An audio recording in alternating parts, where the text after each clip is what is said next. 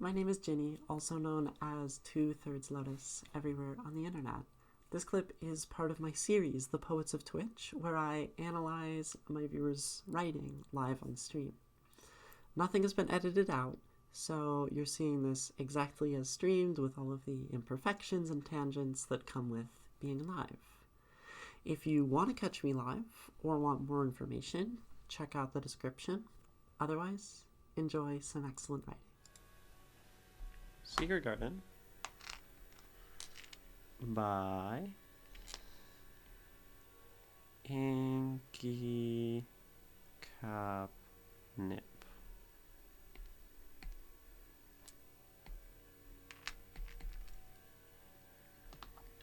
Poetry.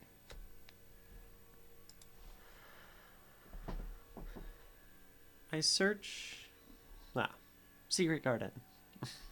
I search for instructions on how to garden. The pictures are filled with manicured lawns, soft grass in meadows bursting with flowers. In place of my dried brambles and thorns, dandelion seeds longing to scatter, sheltered by the willow tree. A sea of white blinds my kaleidoscope colors. Hedges keep the entrance a secret from me.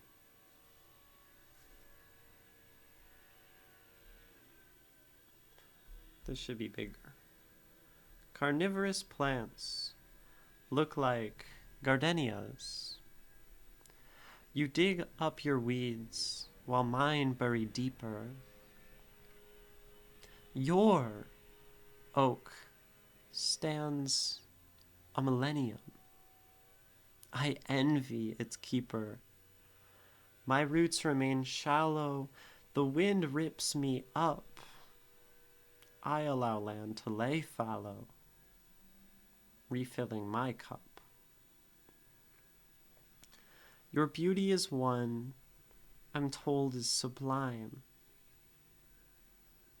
Why should I mind? I cannot transplant from your garden to mine.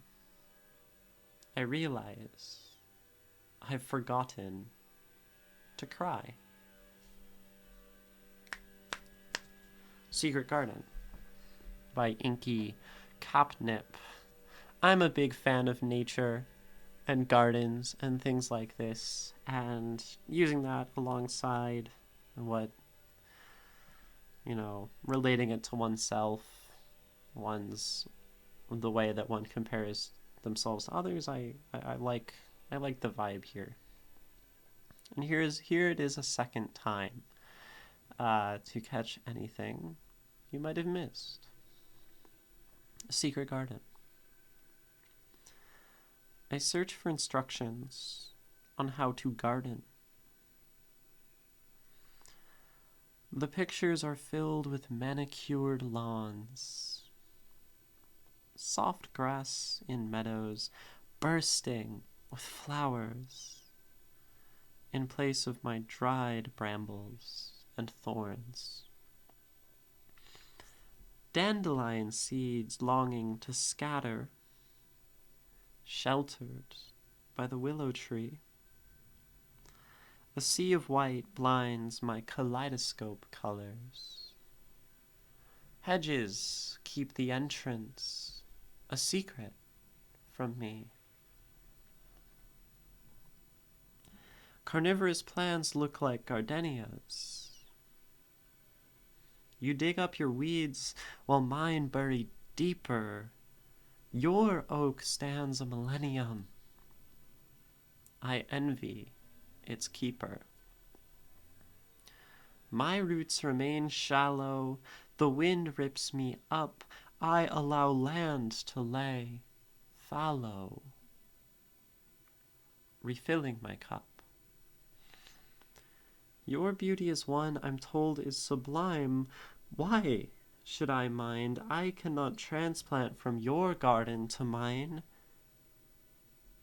I realize I've forgotten to cry.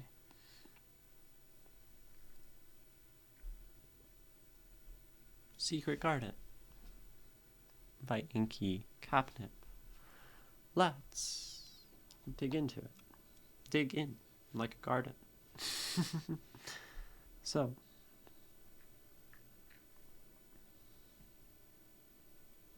beginning. I search for instructions on how to garden. The pictures are filled with manicured lawns, soft grass, and meadows bursting with flowers. I really like this. So, right. What are we looking for? Instructions. And what immediately is sort of jumped to here is instead the pictures of what other gardens look like. And I think this is something that we do a lot. I want to do something, I want to write a poem, let's say. And instead of trying to find how to write a poem, we often look at other poems and then start comparing ourselves, right, in place of my dried brambles. So it's this kind of funny and very true dynamic of the human mind, going from the search for instructions, kind of automatically, maybe we do this unknowingly, to instead looking at the pictures, which are more like the results. You know, what comes from the actual gardening is the garden, but just seeing this is not going to help you learn how to garden. Popeye the Savior Man, welcome. Lil B is the greatest poet of all time? Who is Lil B? The pictures are filled with manicured lawns, soft grass and meadows bursting with flowers. So, I really like lawns as a symbol in general. Mostly because lawns are pretty, outward facing,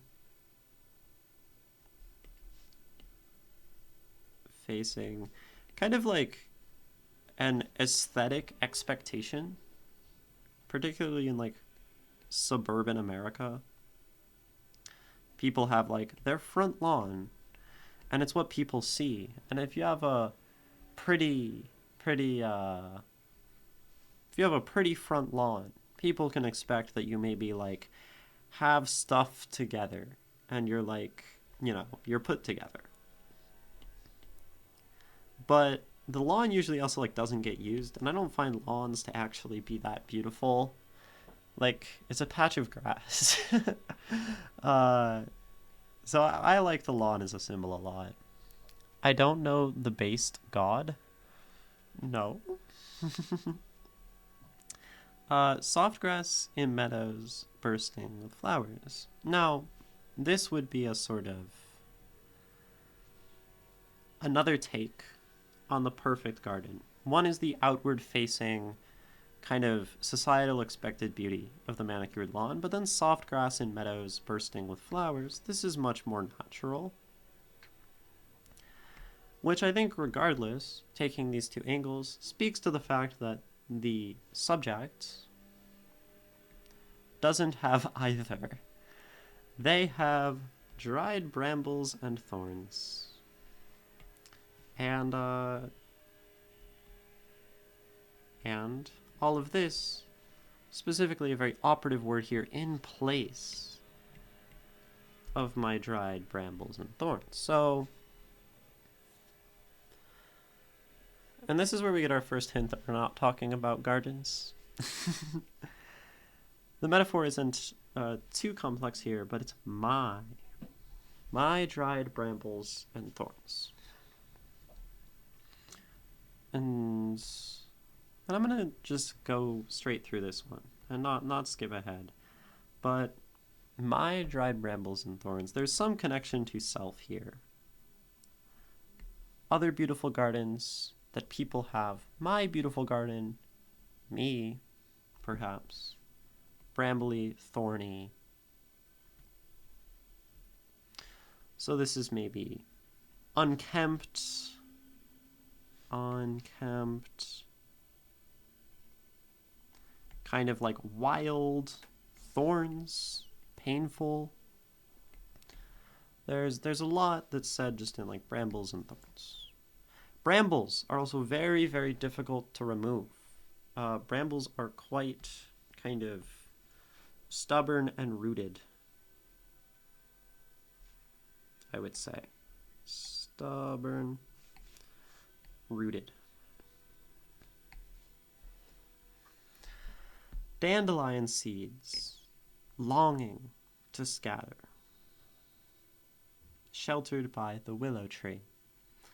So it might do us well in this poem to look at some of these plants, because a lot of these do have like a symbolism to them. Dandelions, first of all, are just like a weed. And the interesting thing is, like, kids kind of find these very pretty. They are very pretty. And kids like them, and they like to blow the seeds off the dandelion. But they're also this like weed that's really hard to get rid of, and so it's normally like, let's say the parent actually taking care of the garden. It's like, don't blow the dandelion seeds, they'll get everywhere. We'll just get more dandelions. But they are quite beautiful, the way they scatter in the wind. And in terms of just dandelion symbolism, there are other things as well, though. So dentalion, meaning lion's teeth, because they're very hard to remove. This is where the actual name came from. And then, yet this humble plant symbol of hope, healing, and resilience in some cultures. So we can think about that as a potential meaning for dandelions here. Apparently Carl Jung used it as a symbol of individuation, strength, hope, dreams, childishness. So there's a lot of connections here. Look at the dandelion. The dandelion. It's little base, and then it comes up, and then you have this sort of fuzzy thing. The dandelion. And they have like their little yellow flowers, right?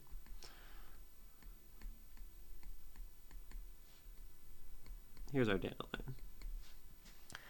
And these can mean hope, but they can also just be like a weed that's very hard to get rid of, kind of stubborn, as similar to like the brambles, and also strength and resilience. That kind of goes along with the stubbornness in a way. And there's an association with children here. Razor Monkey, is it bad that I eat the seed? I don't know. It's probably not bad for you. If it is, though, don't do it. I wrote a haiku about dandelion recently, by the way. Very cool. You could drop it in chat. Haiku is very short. And hello. Hello, poet. Hello, poets. Ra, how are you doing today? We are currently reading Secret Garden by InkyCapNip, who's not in chat right now. And they're also a streamer, so you can go follow them if you want. They mostly play games, I think. They're a VTuber, but also like do voice acting stuff and have lots of poetry on their socials. Dandelion seeds longing to scatter, sheltered by the willow tree. So, willow definitely has symbolism. Willow tree symbolism. Spring, rebirth, loss and mourning. We think of like a weeping willow.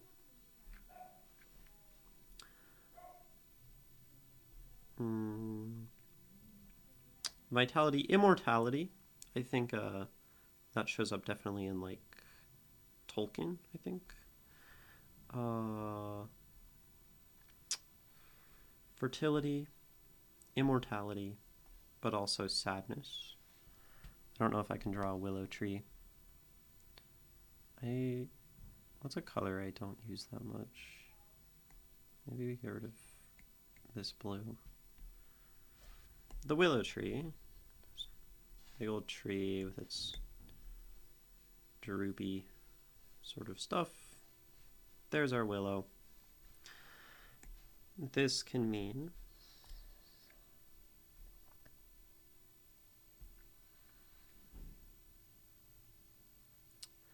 okay. The willow can mean immortality.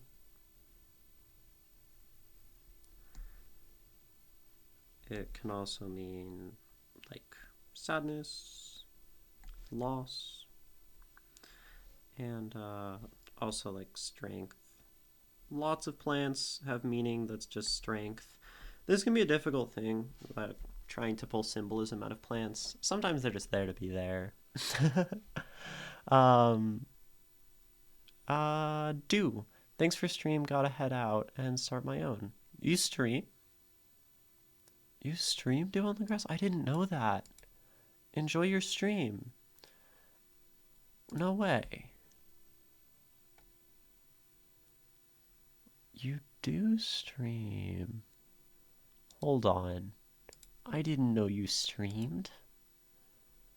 Oh my gosh, I'm following you.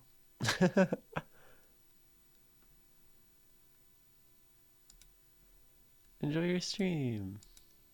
You speedrun little calculator game? That is so cool.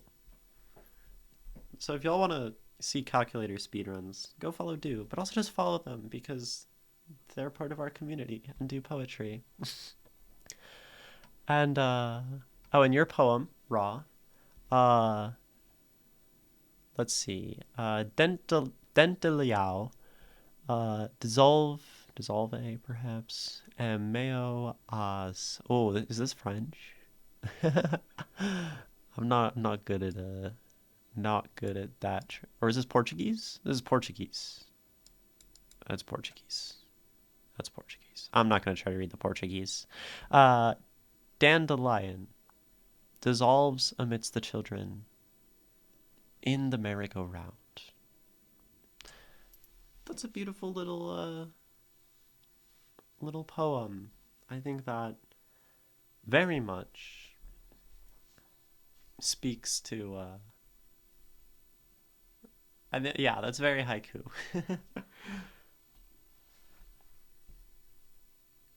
I like that a lot. Haikus are hard. I'm not very practiced at them, so I'm very impressed when people write haikus that I like, and that's very good.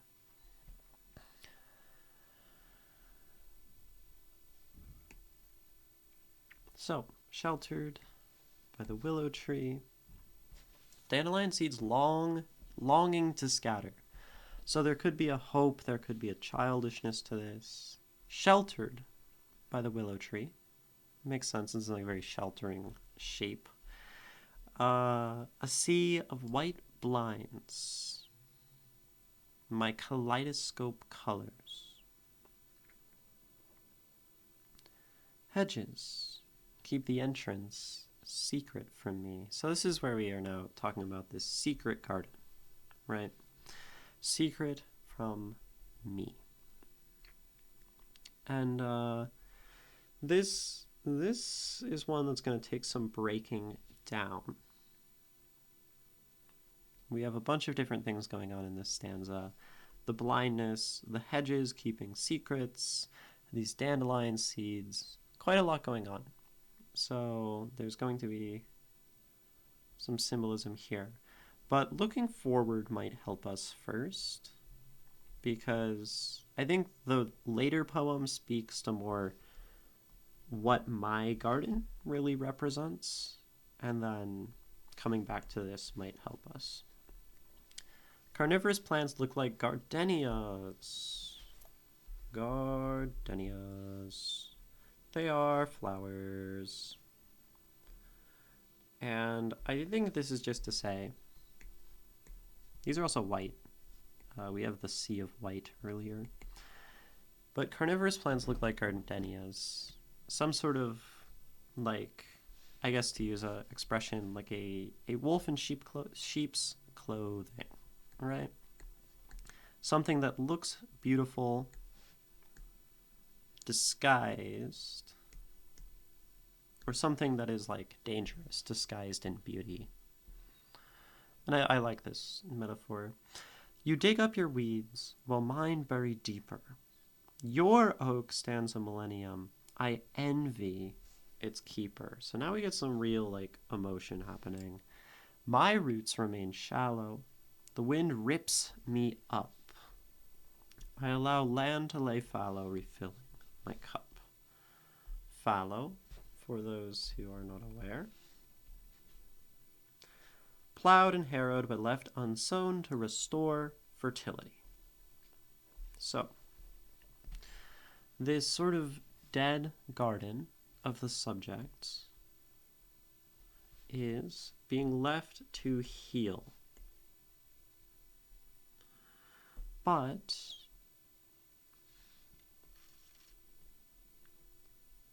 the keeper of your oak, so you, I envy you.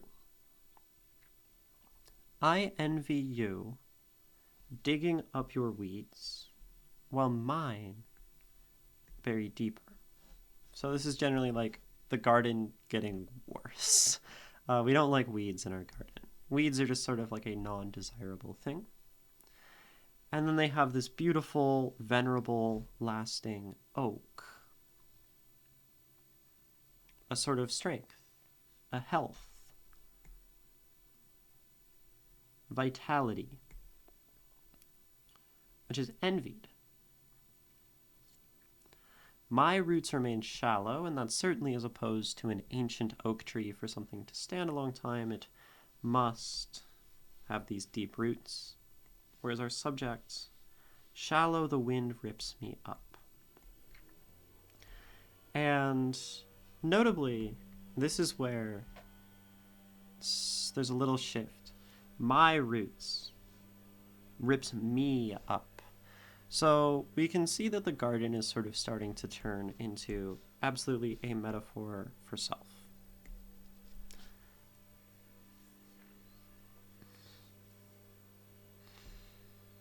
I allow land to lay fallow, refilling my cup. So we can see this person now in a perhaps broken, unkempt, envious and desirous state, looking toward others. Your beauty is one I'm told is sublime. So comparing the self to another, why should I mind? I cannot transplant from your garden to mine. So now this sort of conclusive statement that you are probably, like, I cannot take from you your health and your sort of life, which is maybe working out for you, is not going to help me. The only way for this person to fix their garden is to garden. And this really ties it back to the beginning. No amount of looking at other people's gardens, other people's lives, the way they are beautiful, this poem says, will in any way help a person actually tend to their own garden. Luckily, this poem also shows us that this person is tending to themselves in their garden. I allow land to lay fallow, to not produce. So perhaps, the land basically rests. I rest. I don't need to produce something, take a break, to refill my cup, to get that energy back, to try to heal. And I think this really shows that, healing and improving the self in a way, healing. And I do say healing because we end with, I've forgotten to cry. This is speaking to an emotional pain, this poem. Healing is not pretty. This poem says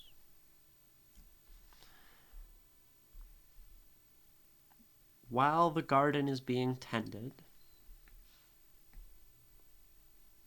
while I tend my garden,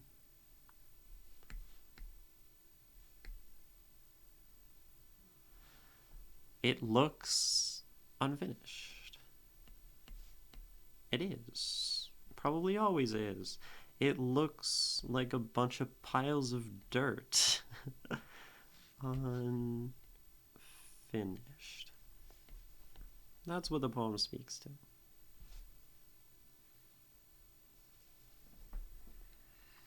I like poems like this a lot that run with like one metaphor through the entire work. It's something that I actually struggle to do. I often mix metaphors and jump all around and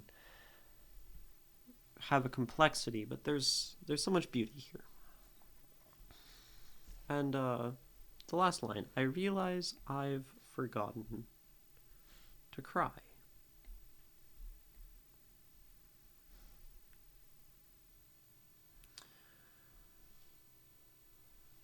I think this is portraying crying as a good thing.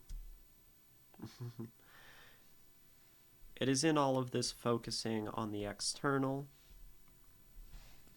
looking at your garden, trying to be better or be healthy or be improved, that this person has fundamentally neglected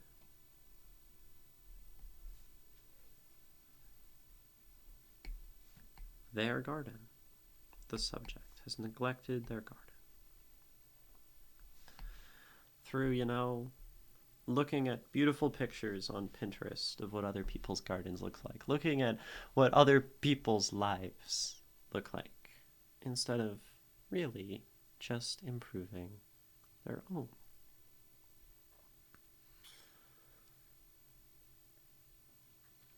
Now maybe we can break down kind of why these metaphors work.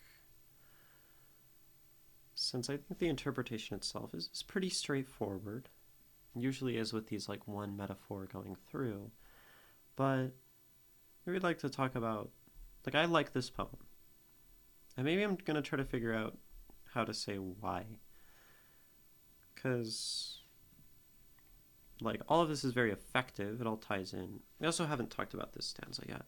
We'll do that. This stanza first. But then, why does this, why does this work? Why is this effective? Why do I like it? That's a great question.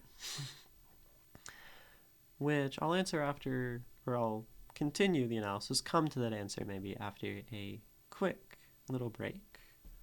So go ahead, step away, do some self-care for just a few minutes. Don't look at your screen. It's just not good for you to keep looking at it all the time. And I'll be right back.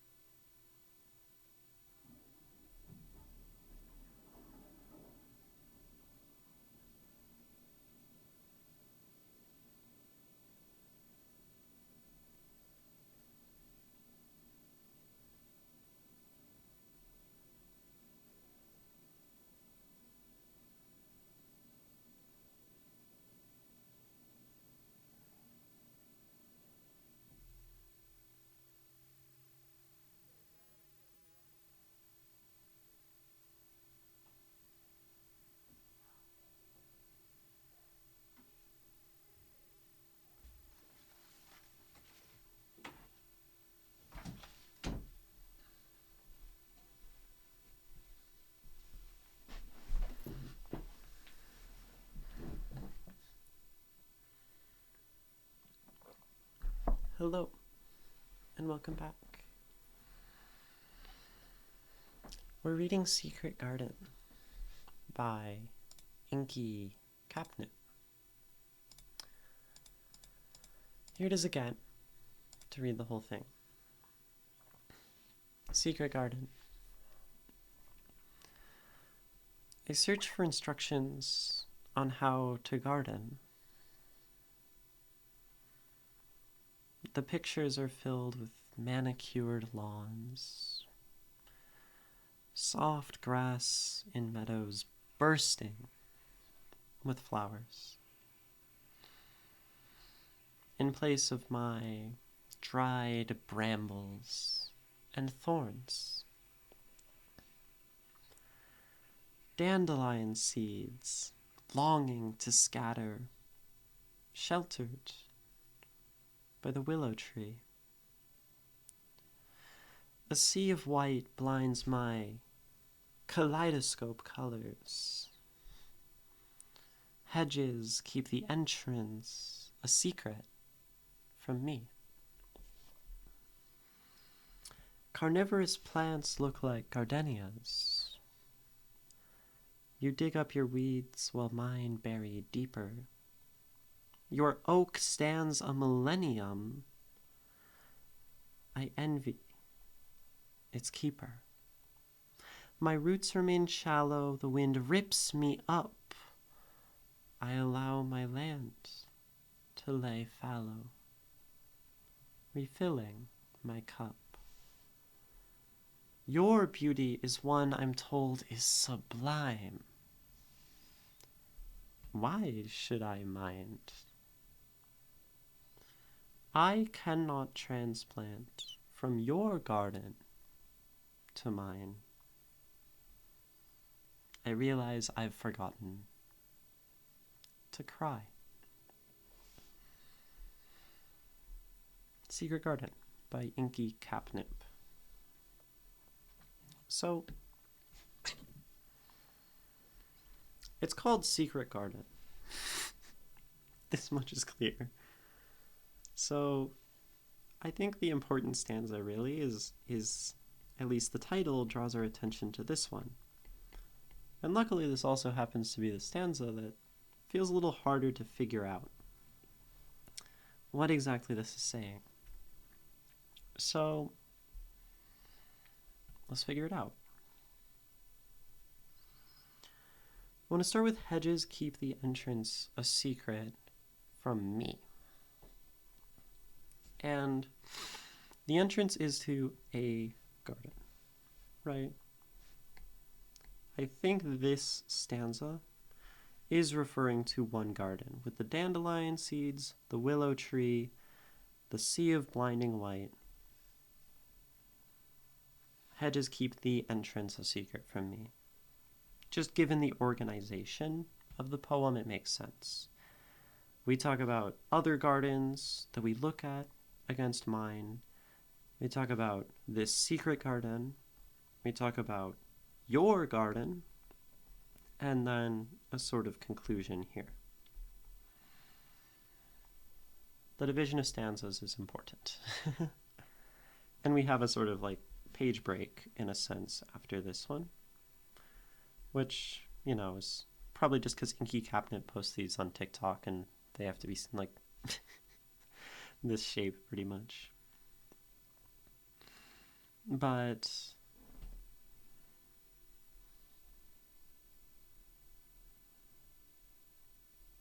this secret garden, well, I think what garden have we established the subject does not have access to? It is, in a sense, their own. And I think there's a few clues to this.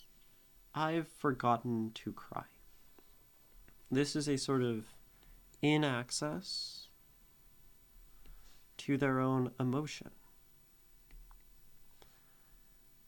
They also just generally have a garden that is not beautiful, at least they say, compared to other gardens. So, the secret garden, I think, is that garden of that actual internal beauty that they can't find. They cannot come to this emotional understanding, this confidence of self, this whatever. So they cannot find the entrance. This, I think, is a pretty common sentiment in like struggling with oneself and one's mental health. Not really knowing how to start. I mean, this is a really valid like point. How can I start to heal myself when like I am myself? It's really difficult. Like my mind is in my head, it just kind of does things. And it's really hard for me to like change that. Like where do I even start? To just change myself, make myself better. So speaking like specifically to not being able to find entrance in this poem, I like a lot. Hedges keep the entrance a secret to me. So there is this, made me think of these tall, in the way. It's just like I cannot find this way into my own garden. We also have like being blinded. A sea of white blinds my kaleidoscope colors.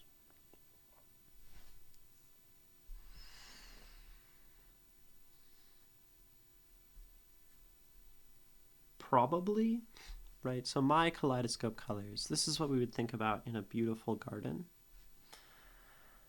And so this could be characterizing the subject's garden as a sea of white, as something empty. There's almost like no garden at all, blank space. Where there's this garden that could exist in the space, we can almost see it. My kaleidoscope colors, we know it would be in this garden. Dandelion seeds, a willow tree, some of the other beautiful plants described in this poem. But the gardener is kept from it, blinded from it. And within this garden, we would have a willow tree. We would have this immortality, this venerable tree, the same as the oak standing a millennium.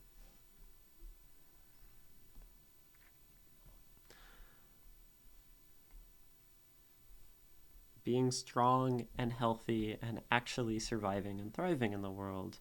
And dandelion seeds, a sort of whimsical joy, a strength, a hope, a childish expression of self. And that's a weed. Like, even the bad thing in this garden has beauty. They long to scatter. They also very like quickly reproduce. You know, they scatter the seeds. And right now, they can't. There's this inability to have this hope, this strength. You know, the childish scattering of them flying in the wind.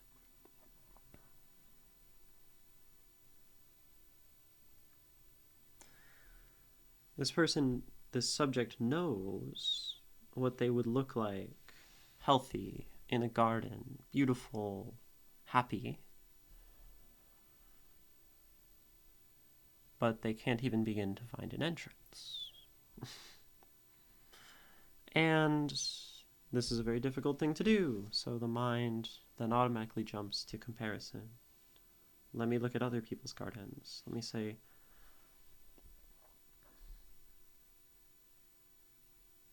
you know, let me envy them instead. Because this feels impossible to get to.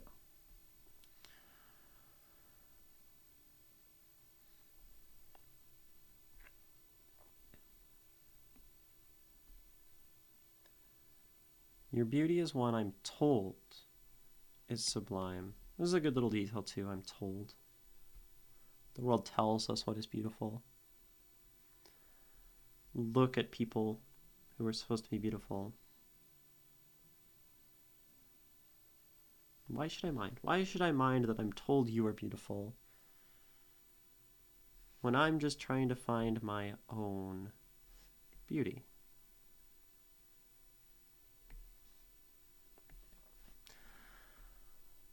I like the garden as a metaphor here. Some metaphors work better than others. I mean, we can take any metaphor and apply it to one's understanding of self. We can talk about a house or a bedroom as oneself. We can talk about clothing as oneself. We can talk about the people around you as yourself. We can talk about your art as yourself. There are many, many things we can use to talk about the self. And I like garden being used here. What is gardening? Gardening is this constant pursuit.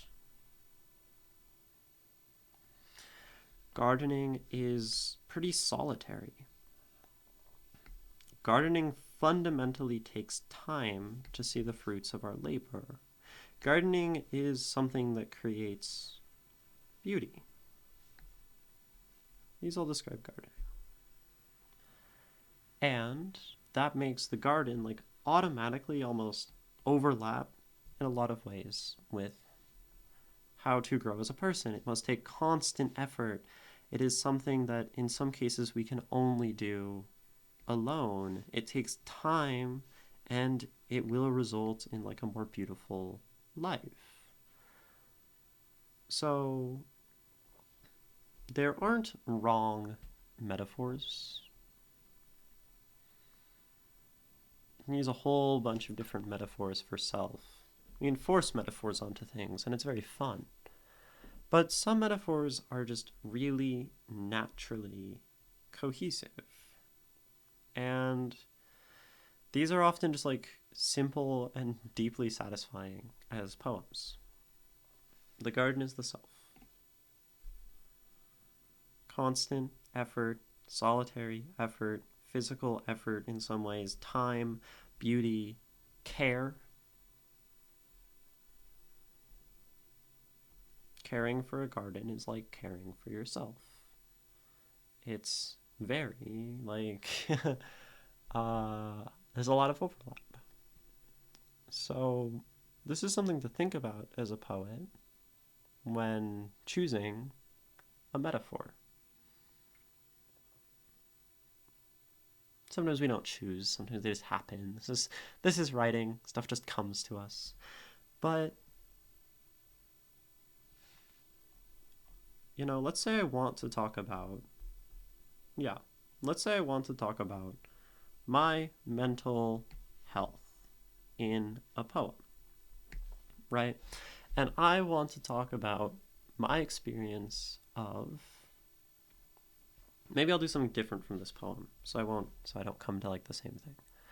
I want to talk about my mental health, and when I think of my mental health in this poem, I think of being stuck and going in circles and not really seeing a way out.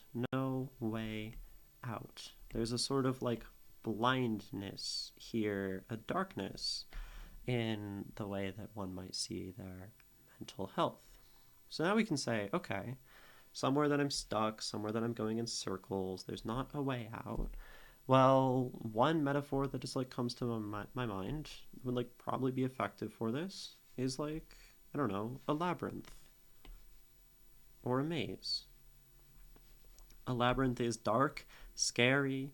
You can feel like you're going in circles, you're stuck in this thing, and there's no way out. Maybe you're even being hunted by a demon. I don't know. And it's a pretty obvious, straightforward metaphor, but if you write these metaphors well and poetically, InkyCapNip does in this poem, Secret Garden, then you end up with something really nice and effective. So this is one way to look at, choosing a metaphor for your poem. What am I trying to say? How would I describe it? What is similar to those descriptions? Now, I can also do something entirely different. I could say, what is something I see in front of me right now? I see the water in which I clean paintbrushes. This is just on my desk, right? And that's sort of like a poetic thing, because dirty, you clean it out, it cleans other things. So there, like, it gets dirty, it cleans other things, it gets changed out. Boom. I can write a poem describing myself as this water if I want to talk about how I feel, I don't know, in like some of my recent relationships. That's an example. They make me dirty and others feel better in their relationships with me. I am sort of sacrificed and then they change me out for something new and clean. That would work. So you can start with something like an object to make your metaphor, or you can start with, what you're trying to say and come to something to represent it. Or I could take this water and try to apply it to something entirely different and force an association. That's another way to do it too, but that's not what this poem does. This poem really probably took one of those approaches. Maybe it didn't. It's really hard to speak to how another poet might have come up with their work, but I think if one is trying to make a work like this, starting with a really concrete, beautiful image, your metaphor, and saying, what does this relate to about me or the world or anything I'm trying to speak about? And then combine those things, or say, what am I trying to speak about? What is the struggle? What is the emotion? What is the message? And what physical things, not even physical, but to emulate this poem, the garden for like healing, physical things, hold similar traits to what I'm trying to say. And then you get probably a poem that looks kind of like this. Then you find words associated with that metaphor that align with what you're trying to say, your theme, and I don't know, maybe that's some actual like practical advice for writing. There are so many other ways to approach writing a poem, but that definitely works. If I was trying to emulate this poem, I would probably take an approach that looks something like this. It's a pretty basic way to do things, and there's nothing wrong with that. Like, it's effective. Yeah. Do we have any questions about this poem? I don't know if Inky asked any questions. I would hope so. Questions are really helpful. Hi, Ginny. I would like to know what type of poetry this is. I'm very new, so I'm not sure what terminology to use. I'm also curious to know what emotions come through. Usually pretty self-aware, but poetry is the one outlet where I just kind of let myself express things unfiltered. Curious about what translates and what doesn't. Thank you for your time. So I think I expressed what I think you're saying in your poem, Inky.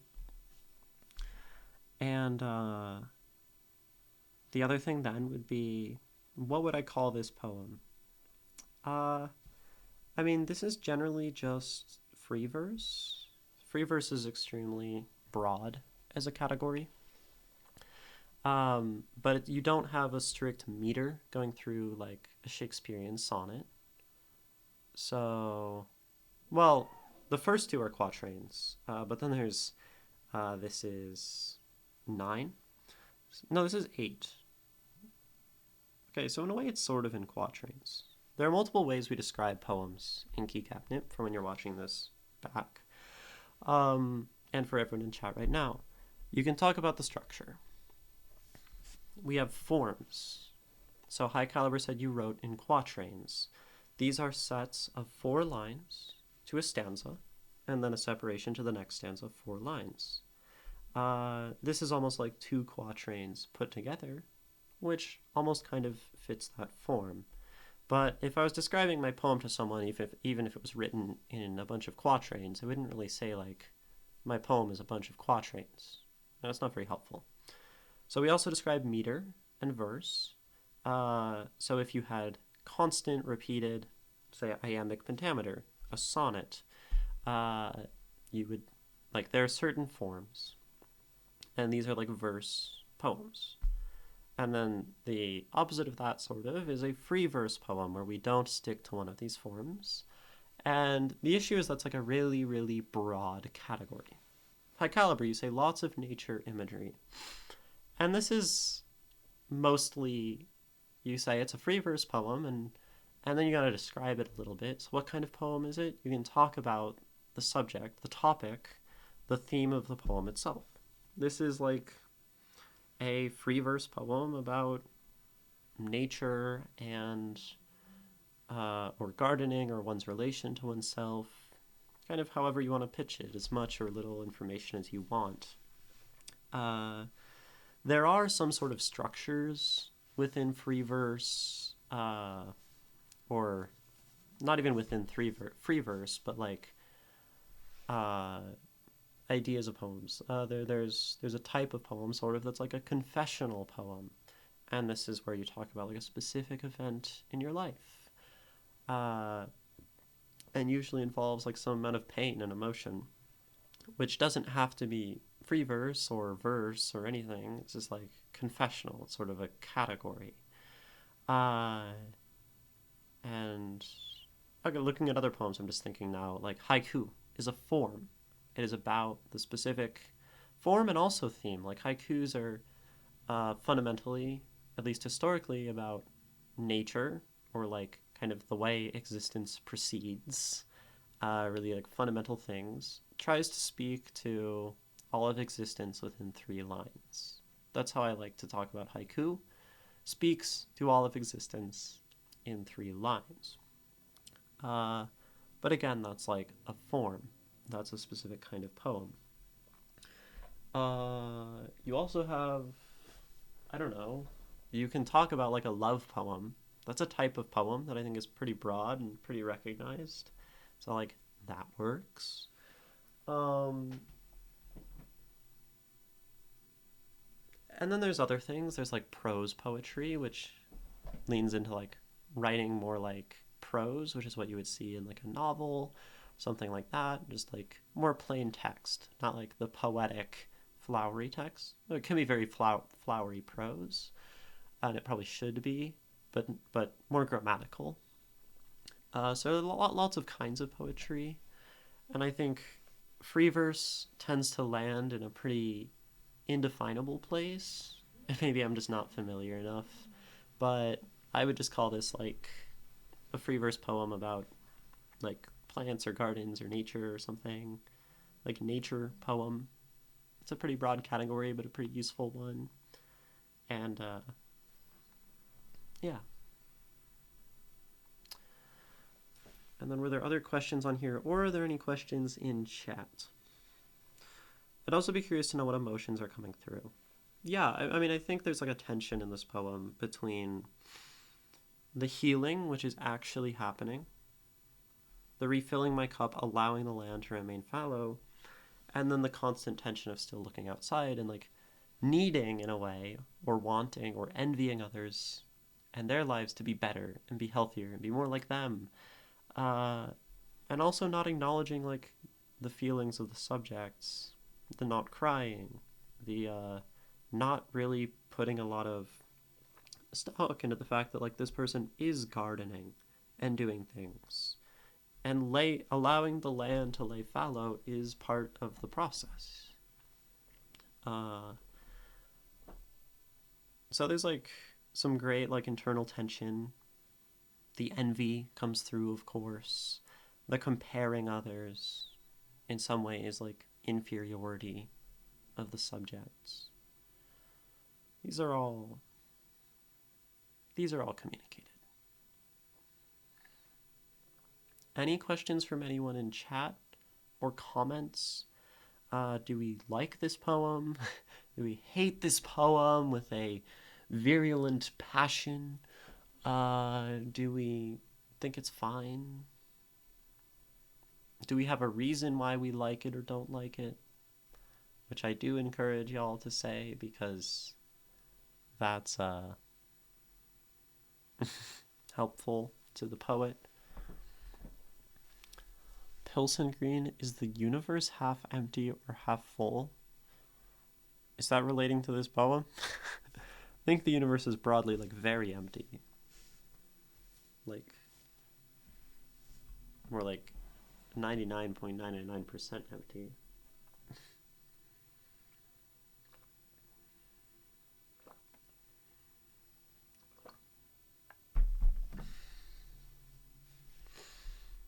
Which maybe puts me in the half-empty, pessimistic camp. Unless we're talking about half-empty, half-full optimism, pessimism, at which point I think the universe is half full, because I'm happy. Depends on what you count. We can continue this after this poem is concluded. Do you have anything about this poem, Pilsen Green, or anyone else? And if not, we'll read it, and that will be that. No worries. It's just like, I think the most frustrating time to say something random and unrelated is when I ask, "Hey y'all, what do you think about this poem?" And then you say like, and then people think that's the time to like say random stuff. But it's okay. It's okay. Here's Secret Garden by InkyCapNip. If no one has any final parting thoughts for this poem. Okay. Secret Garden by Inky. Oh, I didn't get it was about the poem. I just heard anybody. Does anyone have any questions? Yeah, I mean, while we're talking about the poem, it's usually, I guess, implied to be about the poem. Secret Garden by InkyCapNip. I search for instructions on how to garden. The pictures are filled with manicured lawns, soft grass in meadows bursting with flowers. In place of my dried brambles and thorns, dandelion seeds longing to scatter, sheltered by the willow tree. A sea of white blinds my kaleidoscope colors. Hedges keep the entrance a secret from me. Carnivorous plants look like gardenias. You dig up your weeds, while mine bury deeper. Your oak stands a millennium. I envy its keeper. My roots remain shallow. The wind rips me up. I allow my land to lay fallow, refilling my cup. Your beauty is one I'm told is sublime. Why should I mind? I cannot transplant from your garden to mine. I realize I've forgotten to cry. Secret Garden by InkyCapNip. Go check out their stream if you want. And, or I know they have lots of stuff on their TikTok of the same name, InkyCapNip. So, do that. And I hope you see the video, Inky. Thank you so much for submitting. It's lovely. Thank you for watching. I encourage you to check out the rest of the series, follow if you enjoyed, and stop by Twitch if you want to share your own work. See you there.